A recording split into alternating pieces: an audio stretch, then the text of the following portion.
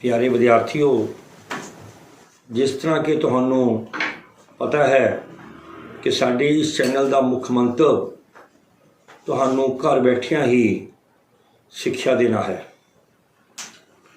और इस गल की भी आस रखते हाँ कि तुसीं साडे इस माध्यम राहीं घर बैठे सिक्ख्या लै रहे होवोगे, क्योंकि सिक्ख्या किसी भी रूप दे विच लई जा सकती है, चाहे वह ऑन द क्लास होवे चाहे क्लास तो बाहर होवे, सिक्ख्या हर वक्त किसी न किसी रूप विच मिलती है।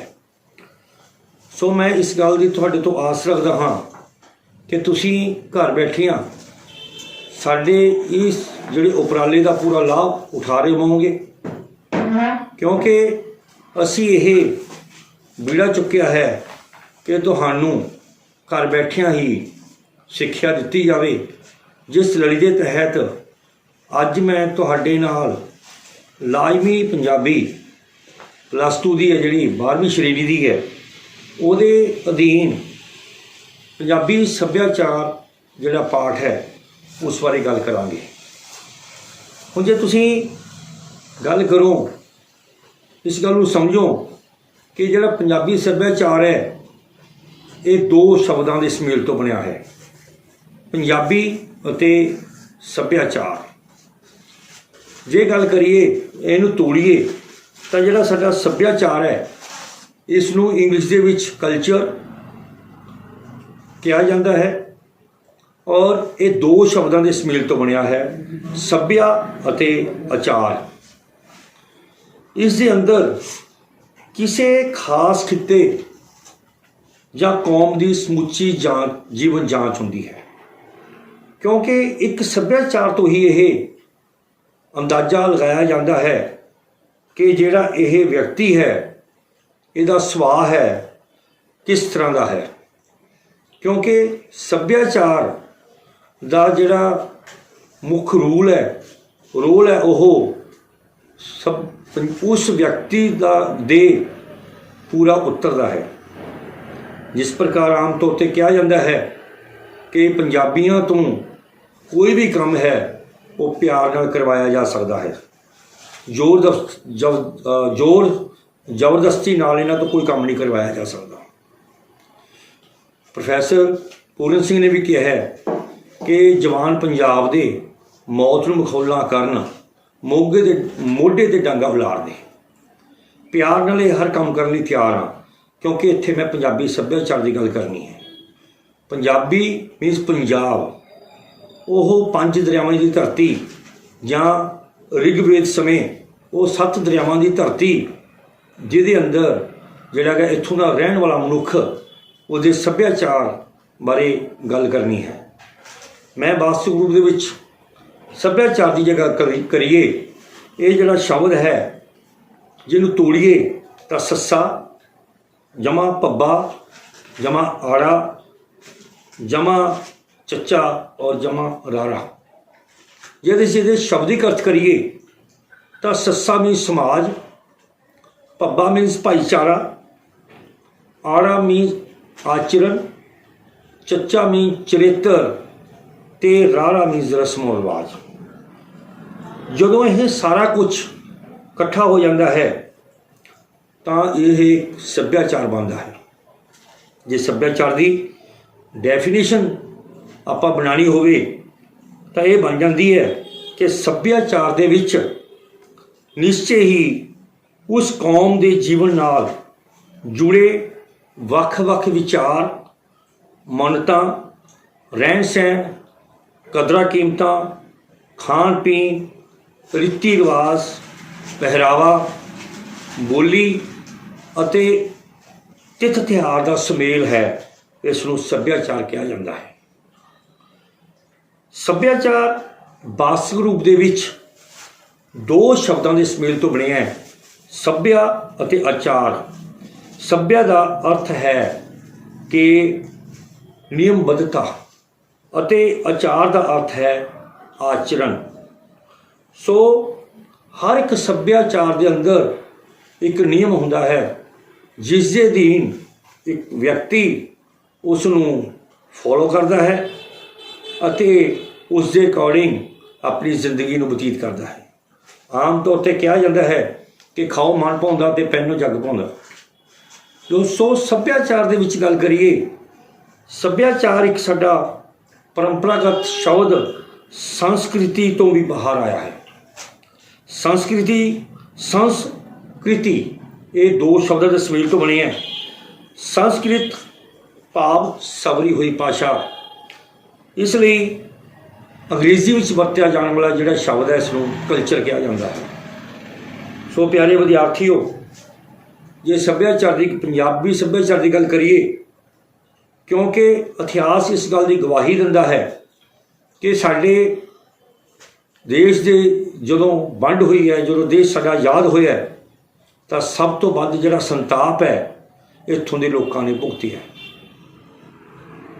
ਹਿਸਟਰੀ ਇਸ ਗੱਲ ਦੀ ਗਵਾਹ ਹੈ ਕਿ ਭਾਰਤ ਦਾ ਪ੍ਰਵੇਸ਼ ਦੁਆਰ ਵੀ ਪੰਜਾਬ ਨੂੰ ਮੰਨਿਆ ਗਿਆ ਹੈ। ਜਿੰਨੇ ਮੁਗਲ ਸਮਰਾਟ ਆਏ ਉਹ ਸਭ ਤੋਂ ਪਹਿਲਾਂ ਪੰਜਾਬ ਉੱਤੇ ਆਏ, ਜਿਸ ਕਾਰਨ ਇਸ ਧਰਤੀ ਉੱਤੇ 3 ਤਰ੍ਹਾਂ ਦਾ ਪ੍ਰਤੀਕਰਮ ਹੋਇਆ। ਪਹਿਲਾਂ ਉਹ ਲੋਕ ਜਿਹੜੇ ਡਰਦੇ ਸੀ ਉਹ ਛੱਡ ਕੇ ਭੱਜ ਗਏ। ਦੂਜੇ ਉਹ ਲੋਕ ਜਿੰਨੀ ਕਿ ਇੱਜ਼ਤ ਬਚੀ ਬਚਾ ਕੇ ਰੱਖ ਲਈ। ਤੀਜੇ ਉਹ ਲੋਕ ਅਣਖੀ ਲੋਕ ਜਾਂ ਮਰ ਜਾਵਾਂਗੇ ਜਾਂ ਮਾਰ ਦੇਵਾਂਗੇ। ਇਸ ਚਰਿੱਤਰ ਦੇ ਅਧੀਨ ਜਿਹੜਾ ਸਾਡਾ ਪੰਜਾਬੀ ਸੱਭਿਆਚਾਰ ਹੈ ਉਹ ਮੂੰਹ ਬੋਲਦੀ ਤਸਵੀਰ ਹੈ। ਸਾਡੇ ਪੰਜਾਬੀਆਂ ਦਾ ਗੁੱਸਾ ਉਸ ਪਾਣੀ ਦੇ ਬੁਲਬੁਲੇ ਵਾਂਗ ਹੈ ਕਿ ਜਿਹੜਾ ਕਿ ਮੀਂਹ ਦੇ ਦੌਰਾਨ, ਬਾਰਿਸ਼ ਦੇ ਦੌਰਾਨ ਜਦੋਂ ਪਾਣੀ ਦੇ ਵਿੱਚ ਇੱਕ ਬੁਲਬੁਲਾ ਬਣਦਾ ਹੈ ਅਤੇ ਉਹ ਕੁਝ ਸਮੇਂ ਬਾਅਦ ਆਪੇ ਫੁੱਟ ਜਾਂਦਾ ਹੈ। ਉਸੇ ਪ੍ਰਕਾਰ ਜਿਹੜੇ ਸਾਡੇ ਪੰਜਾਬੀਆਂ ਦਾ ਸੁਭਾਅ ਗਰਮ ਸੁਭਾਅ ਹੈ, ਪਰ ਇਹ ਬਹੁਤ ਜਲਦੀ ਆਪਣਾ ਉਸ ਸੁਭਾਅ ਨੂੰ ਭੁੱਲ ਕੇ ਪਿਆਰ ਭਰੀ ਆਪਣਤ ਭਰੀ ਜਿਹੜੀ ਕਿ ਜ਼ਿੰਦਗੀ ਵਿੱਚ ਮੁੜ ਆਉਂਦੇ ਹਨ। ਜੇ ਦੂਜੀ ਗੱਲ ਕਰੀਏ ਕਿ ਪੰਜਾਬ ਦੀ ਇਸ ਧਰਤੀ ਦੇ ਉੱਤੇ ਰਿਗਵੇਦ ਦੇ ਨਾਲ ਨਾਲ ਪਾਣਿਨੀ ਦਾ ਨਿਯਮਬੱਧ ਜਿਹੜਾ ਵਿਆਕਰਨ ਹੈ ਉਹ ਵੀ ਇਸ ਧਰਤੀ ਦੀ ਦੇਣ ਹੈ। ਤ੍ਰਿਕਸ਼ਿਲਾ ਮਹਾਨ ਵਿਸ਼ਵ ਵਿਦਿਆਲੇ ਦੀ ਸਥਾਪਨਾ ਵੀ ਪੰਜਾਬ ਦੇ ਅੰਦਰ ਹੋਈ। ਰਾਮਾਇਣ, ਭਗਵਤ ਗੀਤਾ, ਸ਼੍ਰੀ ਗੁਰੂ ਗ੍ਰੰਥ ਸਾਹਿਬ ਆਦਿ ਮਹਾਨ ਗ੍ਰੰਥਾਂ ਦੀ ਰਚਨਾ ਵੀ ਸਾਡੀ ਜਿਹੜੀ ਸੀਗੀ ਇਸ ਧਰਤੀ ਦੇ ਉੱਤੇ ਹੋਈ, ਜਿਸ ਦੇ ਸਾਰੇ ਜਿਹੜੇ ਨੇ ਅਸੀਂ ਇਸ ਗੱਲ ਦੇ ਵਧਾਈ ਦੇ ਪਾਤਰ ਵੀ ਹਾਂ ਕਿ ਇਹ ਜਿੰਨੇ ਧਾਰਮਿਕ ਗ੍ਰੰਥ ਹੋਏ ਨੇ ਇਹ ਸਾਰਾ ਕੁਝ ਸਾਡੇ ਪੰਜਾਬ ਦੀ ਦੇਣ ਹੈ। ਸੋ 1947 ਦੇ ਵਿੱਚ ਸਾਡਾ ਦੇਸ਼ ਆਜ਼ਾਦ ਹੋਇਆ ਔਰ ਇਹ ਜਿਹੜੇ ਸੀ ਰਿਗਵੇਦ ਦੇ ਸਮੇਂ 7 ਦਰਿਆ ਸਨ ਅਤੇ ਸੰਨ 47 ਵੇਲੇ ਇਹ ਦਰਿਆ ਕੱਟ ਕੇ 5 ਰਹਿ ਗਏ ਸਨ ਅਤੇ 47 ਦੀ ਵੰਡ ਤੋਂ ਬਾਅਦ ਸਾਡੇ ਕੋਲੇ ਕੁੱਲ ਬਚਾ ਕੇ 2.5 ਦਰਿਆ ਰਹਿ ਗਏ। ਸਾਡੇ ਕੋਲ 2 ਤਰ੍ਹਾਂ ਦਾ ਪੰਜਾਬ ਬਣਿਆ, ਇੱਕ ਲਹਿੰਦਾ ਪੰਜਾਬ, ਇੱਕ ਚੜ੍ਹਦਾ ਪੰਜਾਬ। ਲਹਿੰਦਾ ਪੰਜਾਬ ਸਾਡਾ ਅੱਜ ਵੀ ਪਾਕਿਸਤਾਨ ਵਿੱਚ ਹੈ ਜਿੱਥੇ 2.5 ਦਰਿਆ ਨੇ, ਅਤੇ ਚੜ੍ਹਦਾ ਪੰਜਾਬ ਅਸੀਂ ਜਿਸ ਪੰਜਾਬ ਵਿੱਚ ਵਸ ਰਹੇ ਹਾਂ ਇਹ ਚੜ੍ਹਦਾ ਪੰਜਾਬ ਹੈ। ਫਿਰ ਭਾਸ਼ਾਈ ਸੂਬਾ ਬਣਿਆ 1 ਨਵੰਬਰ 1966 ਨੂੰ। ਭਾਸ਼ਾਈ ਸੂਬੇ ਦੇ ਤੌਰ 'ਤੇ ਪੰਜਾਬ ਦੇ ਜਿਹੜਾ ਬਹੁਤ ਵੱਡਾ ਪੰਜਾਬ ਸੀ ਇਹਦੇ 3 ਟੋਟੇ ਕਰ ਦਿੱਤੇ ਗਏ, ਜਿਸ ਦੇ ਆਧਾਰ 'ਤੇ ਹਰਿਆਣਾ ਅਤੇ ਹਿਮਾਚਲ ਪੰਜਾਬ ਦੇ ਨਕਸ਼ੇ ਤੋਂ ਬਾਹਰ ਹੋ ਗਏ। ਸੋ ਪਿਆਰੇ ਵਿਦਿਆਰਥੀਓ, ਸਾਡਾ ਜਿਹੜਾ ਖਾਣ ਪੀਣ ਖੁੱਲ੍ਹਾ ਹੈ, ਪੰਜਾਬੀਆਂ ਦਾ ਜਿਹੜਾ ਖਾਣ ਪੀਣ ਖੁੱਲ੍ਹਾ ਹੈ ਔਰ ਇੱਥੇ ਆਮ ਤੌਰ 'ਤੇ ਪਹਿਲਾਂ ਕਿਹਾ ਜਾਂਦਾ ਸੀ ਕਿ ਜਿਹੜੀ ਬੋਲੀ ਸਾਡੀ 12 ਖੋਹ 'ਤੇ ਬਦਲ ਜਾਂਦੀ ਹੈ, ਜਿਸ ਦੇ ਵਿੱਚ ਜਿਹੜਾ ਪੰਜਾਬੀ ਸੱਭਿਆਚਾਰ ਮਾਝੀ, ਮਲਵਈ, ਦੁਆਬੀ, ਪੁਆਧੀ ਇਸ ਜਿਹੜੇ ਸਾਡੇ ਸਾਰੇ ਉਪ ਸੱਭਿਆਚਾਰ ਨੇ। ਉਪ ਸੱਭਿਆਚਾਰ ਇਹ ਹੈ ਕਿ ਜਿਹੜਾ ਕਿਸੇ ਸੱਭਿਆਚਾਰ ਦੇ ਅਧੀਨ ਜਿਹੜਾ ਹੁੰਦਾ ਹੈ ਉਸ ਨੂੰ ਉਪ ਸੱਭਿਆਚਾਰ ਕਿਹਾ ਜਾਂਦਾ ਹੈ। ਸੋ ਮੈਂ ਅੱਗੇ ਆਪਾਂ ਗੱਲ ਕਰੀਏ ਕਿ ਇਸ ਚੈਪਟਰ ਦੇ ਅੰਦਰ ਤੁਹਾਨੂੰ ਜਿਹੜੇ ਨੇ ਵਸਤੂਨਿਸ਼ਟ ਕੁਐਸਚਨ, ਦੂਸਰੇ ਸੰਖੇਪ ਕੁਐਸਚਨ, ਫਿਰ ਖਾਲੀ ਥਾਵਾਂ, ਫਿਰ ਸਹੀ ਗਲਤ, ਇਹ ਜਿਹੜੇ ਨੇ ਤੁਹਾਨੂੰ ਵਸਤੂਨਿਸ਼ਟ ਕੁਐਸਚਨ ਆਉਣੇ ਨੇ।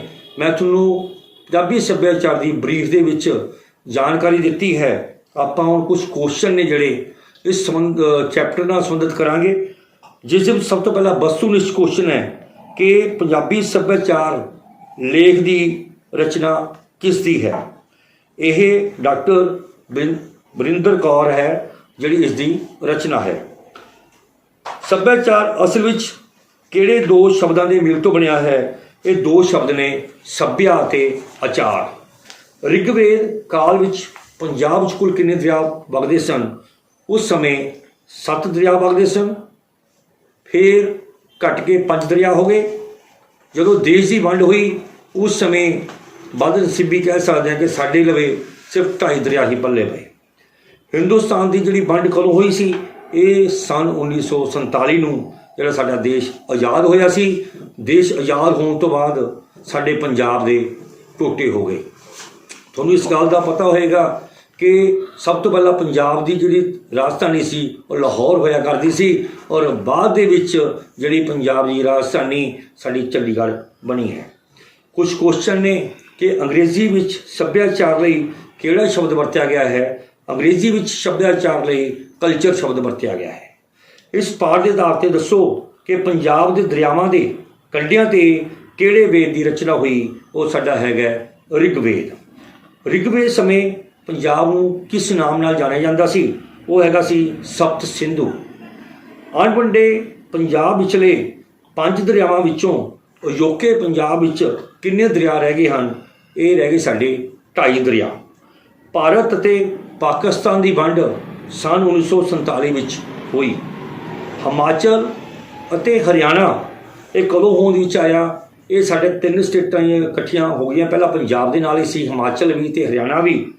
ਅੰਬਾਲਾ ਵੀ ਸਾਡੇ ਪੰਜਾਬ ਵਿੱਚ ਸੀ, ਇੱਧਰ ਊਨਾ ਸੀ, ਉਹ ਵੀ ਸਾਡੇ ਪੰਜਾਬ ਵਿੱਚ ਸੀ। ਇਹ 1 ਨਵੰਬਰ 1966 ਨੂੰ ਭਾਸ਼ਾਈ ਦੇ ਤੌਰ 'ਤੇ ਪੰਜਾਬ ਜਿਹੜਾ ਹੋਂਦ ਵਿੱਚ ਆ ਗਿਆ ਅਤੇ ਇਹਦੇ ਅੰਦਰੋਂ ਹਿਮਾਚਲ ਅਤੇ ਜਿਹੜਾ ਹਰਿਆਣਾ ਸੀ ਉਹ ਬਾਹਰ ਹੋ ਗਏ। ਰਿਗਵੇਦ ਦੀ ਰਚਨਾ ਦੇ ਨਾਲ ਨਾਲ ਕਿਹੜੇ ਨਿਯਮਤ ਵਿਆਕਰਨ ਗ੍ਰੰਥ ਦੀ ਰਚਨਾ ਇਸ ਧਰਤੀ ਉੱਤੇ ਹੋਈ? ਪਾਣਨੀ ਦੀ। ਕਿਸੇ ਖਾਸ ਖਿੱਤੇ ਜਾਂ ਕੌਮ ਦੀ ਸਮੁੱਚੀ ਜੀਵਨ ਜਾਂਚ ਨੂੰ ਕੀ ਕਹਿੰਦੇ ਹਨ? ਉਸ ਨੂੰ ਸਮੁੱਚੀ ਜੀਵਨ ਜਾਂਚ ਨੂੰ ਸੱਭਿਆਚਾਰ ਆਖਿਆ ਜਾਂਦਾ ਹੈ। ਅਨੇਕਤਾ ਵਿੱਚ ਏਕਤਾ ਵਾਲਾ ਮੁਲਕ ਕੇਵਲ ਭਾਰਤ ਹੈ, ਹੋਰ ਕਿਤੇ ਤੁਹਾਨੂੰ ਇਹ ਆਜ਼ਾਦੀ ਨਹੀਂ ਹੈਗੀ। ਜਿਹੜੀ ਧਰਮ ਨਿਰਪੱਖ ਜਿਹੜਾ ਦੇਸ਼ ਹੈ ਸਾਡਾ ਉਹ ਭਾਰਤ ਹੈ। ਉਪ ਸੱਭਿਆਚਾਰ ਕਿਸ ਦਾ ਹਿੱਸਾ ਹੈ? ਉਪ ਸੱਭਿਆਚਾਰ ਸਾਡਾ ਸੱਭਿਆਚਾਰ ਦਾ ਹਿੱਸਾ ਹੈ। ਸੱਭਿਆ ਅਤੇ ਆਚਾਰ ਸ਼ਬਦ ਦੇ ਸੁਮੇਲ ਤੋਂ ਕਿਹੜਾ ਸ਼ਬਦ ਬਣਦਾ ਹੈ? ਇਹ ਬਣਦਾ ਹੈ ਸੱਭਿਆਚਾਰ। ਹਿੰਦੀ ਭਾਸ਼ਾ ਵਿੱਚ ਸੱਭਿਆਚਾਰ ਲਈ ਕਿਹੜਾ ਸ਼ਬਦ ਵਰਤਿਆ ਗਿਆ ਹੈ? ਉਹ ਹੈਗੀ ਸੰਸਕ੍ਰਿਤੀ। ਕਲਚਰ ਸ਼ਬਦ ਦਾ ਪੰਜਾਬੀ ਵਿੱਚ ਕੀ ਅਰਥ ਹੈ? ਭੂਮੀ ਦੀ ਬਜਾਈ। ਪ੍ਰੋਫੈਸਰ ਪੂਰਨ ਸਿੰਘ ਪੰਜਾਬ ਦੇ ਜਵਾਨਾਂ ਨੂੰ ਕੀ ਕਹਿੰਦੇ ਹਨ? ਮੌਤ ਨੂੰ ਮਖੌਲ ਕਰਨ ਵਾਲੇ। ਵੈਦਿਕ ਸਭਿਅਤਾ ਦਾ ਮਹਾਨ ਗ੍ਰੰਥ ਕਿਹੜਾ ਹੈ? ਰਿਗਵੇਦ। ਪੰਜਾਬੀ ਸੱਭਿਆਚਾਰ ਦੀ ਧਾਰਾ ਕਿਸ ਜਾਤੀ ਦੇ ਇਤਿਹਾਸ ਨਾਲ ਜੁੜੀ ਹੈ? ਆਰੀਅਨ ਜਾਤੀ ਦੇ ਇਤਿਹਾਸ ਨਾਲ। ਮਹਾਭਾਰਤ ਯੁੱਗ ਵਿੱਚ ਪੰਜਾਬ ਦਾ ਜਿਹੜਾ ਕੀ ਨਾਂ ਸੀ? ਪੰਚ ਨੰਦ। ਪੰਜਾਬ ਕਿੰਨਾ ਦੋ ਸ਼ਬਦਾਂ ਦੇ ਸੁਮੇਲ ਤੋਂ ਬਣਿਆ ਹੈ? ਪੰਜ ਜਮਾ ਆਵ। ਸੰਸਕ੍ਰਿਤ ਦਾ ਵਿਆਕਰਨ ਕਿਸ ਨੇ ਆਖਿਆ ਸੀ? ਪਾਣਨੀ ਰਿਸ਼ੀ ਨੇ। ਵੈਦਿਕ ਸਮੇਂ ਪੰਜਾਬ ਵਿੱਚ ਹੋਏ ਵਿਸ਼ਵ ਵਿਦਿਆਲੇ ਦਾ ਕੀ ਨਹੀਂ ਸੀ? ਤਕਸ਼ਲਾ ਵਿਸ਼ਵ ਵਿਦਿਆਲਿਆ। ਗੁਰੂ ਗ੍ਰੰਥ ਸਾਹਿਬ ਨੇ ਗੁਰੂ ਸਾਹਿਬਾਨਾਂ ਨੇ ਕਿਹੜੇ ਗ੍ਰੰਥ ਦੀ ਰਚਨਾ ਕੀਤੀ ਸੀ? ਸ੍ਰੀ ਗੁਰੂ ਗ੍ਰੰਥ ਸਾਹਿਬ। ਗੁਰੂ ਸਾਹਿਬਾਨ ਦੀ ਸੋਚ ਕੀ ਹੋਈ ਸੀ? ਨਰੋਈ ਮਾਨਵਵਾਦੀ। ਵੰਡ ਤੋਂ ਬਾਅਦ ਪੰਜਾਬ ਵਿੱਚ ਕੁੱਲ 2.5 ਦਰਿਆ ਰਹਿ ਗਏ ਸਨ। ਪੰਜਾਬੀ ਸੱਭਿਆਚਾਰ ਵਿੱਚ ਭਾਰਤੀ ਅਤੇ ਇਸਲਾਮੀ ਰੰਗ ਦਾ ਸੁਮੇਲ ਕਿਹਨਾਂ ਨੇ ਸਥਾਪਿਤ ਕੀਤਾ? ਇਹ ਸਾਡੇ ਸੂਫੀ ਫਕੀਰ ਨੇ, ਇਹਨਾਂ ਨੇ ਸਥਾਪਿਤ ਕੀਤਾ। ਬੁੱਲੇ ਸ਼ਾਹ ਹੈ, ਸ਼ਾਹ ਹੁਸੈਨ ਹੈ, ਬਾਬਾ ਫਰੀਦ ਹੈ। ਕੁਰਬਾਨੀ ਦਾ ਜਜ਼ਬਾ ਰੱਖਣ ਵਾਲੇ ਸੂਰਮਿਆਂ ਦੀ ਕੌਮ ਕਿਹੜੀ ਹੈ? ਪੰਜਾਬੀ। ਕੁਛ ਖਾਲੀ ਥਾਵਾਂ ਨੇ। ਖਾਲੀ ਥਾਵਾਂ ਦੇ ਵਿੱਚ ਸੱਭਿਆਚਾਰ ਨਿਸ਼ਚੇ ਹੀ ਉਸ ਡੈਸ਼ ਦੇ ਜੀਵਨ ਨਾਲ ਜੁੜੇ ਵੱਖ-ਵੱਖ ਵਿਚਾਰਾਂ, ਮਾਨਤਾਂ, ਰਹਿਣ ਸਹਿਣ, ਕਦਰਾਂ ਕੀਮਤਾਂ, ਡੈਸ਼ ਪਹਿਰਾਵੇ, ਬੋਲੀ ਅਤੇ ਤਿਉਹਾਰਾਂ ਦਾ ਡੈਸ਼ ਹੈ। ਪਹਿਲਾ ਹੈਗਾ ਕੌਮ। ਸੱਭਿਆਚਾਰ ਨਿਸ਼ਚੇ ਹੀ ਕੌਮ ਦੇ ਜੀਵਨ ਨਾਲ ਜੁੜੇ ਵੱਖ-ਵੱਖ ਵਿਚਾਰਾਂ, ਮਨੌਤਾਂ, ਰਹਿਣ ਸਹਿਣ, ਕਦਰਾਂ ਕੀਮਤਾਂ। ਅੱਗੇ ਆਏਗਾ ਰੀਤੀ ਰਿਵਾਜ, ਪਹਿਰਾਵੇ, ਬੋਲੀ ਅਤੇ ਤਿਉਹਾਰਾਂ ਦਾ ਡੈਸ਼ ਹੈ, ਸੁਮੇਲ ਹੈ। ਉਹ ਚਰਿੱਤਰ ਜੋ ਜੀਵਨ ਵਿੱਚ ਕਿਸੇ ਨਿਮਰਤਾ ਦਾ ਧਾਰਨੀ ਹੈ ਉਸ ਨੂੰ ਡੈਸ਼ ਕਿਹਾ ਜਾਂਦਾ ਹੈ ਸੱਭਿਆਚਾਰ। ਭਾਰਤ ਅਨੇਕਤਾ ਵਿੱਚ ਏਕਤਾ ਵਾਲਾ ਡੈਸ਼ ਹੈ ਦੇਸ਼ ਹੈ। ਡੈਸ਼ ਦਰਅਸਲ ਸੱਭਿਆਚਾਰ ਦਾ ਹਿੱਸਾ ਹੁੰਦਾ ਹੈ, ਇਹ ਸਾਡਾ ਉਪ ਸੱਭਿਆਚਾਰ। ਭਾਰਤੀ ਸੱਭਿਆਚਾਰ ਦਾ ਮਹਾਨ ਸਰੋਤ ਡੈਸ਼ ਪੰਜਾਬ ਦੇ ਦਰਿਆਵਾਂ ਦੇ ਕੰਢਿਆਂ ਤੇ ਰਚਿਆ ਹੈ, ਇਹਨੂੰ ਕਹਿੰਦੇ ਆਪਾਂ ਰਿਗਵੇਦ।